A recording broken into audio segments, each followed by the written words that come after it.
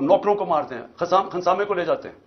अच्छा, खंसामे से सवाल क्या पूछते हैं ये नामालूम अफराद, ये भी सुन लें कि जी इमरान खान के जो घर पे जो कमरे में इसके शीशे लगे हुए हैं, उस खंसामे से पूछ रहे हैं क्या वो बॉम्ब प्रूफ है या बुलेट प्रूफ है।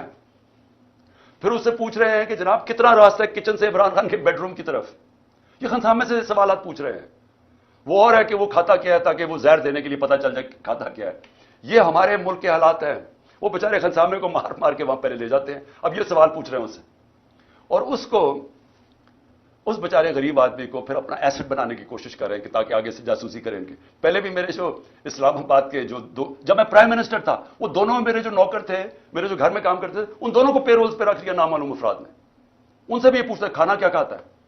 ये सोचे ये मुल्क के हालात है कि क्या अगर मारने की आपने कोशिश कर रही है तो कोई अकल से ही कर लें, कोई किसी थोड़ी सी अकल ही इस्तेमाल कर लें। इस तरह भोंडे तरीके से खुले आम कभी ये वो पूरा घर पे दावा बोल देते हैं, वहां उधर कर देते हैं, या फिर जहर की अच्छा जी खाना क्या खा रहा है, और फिर घर का जी बुलेट प्रूफ है या बॉम्ब प्रूफ है उसका कमरा। तो मैं आज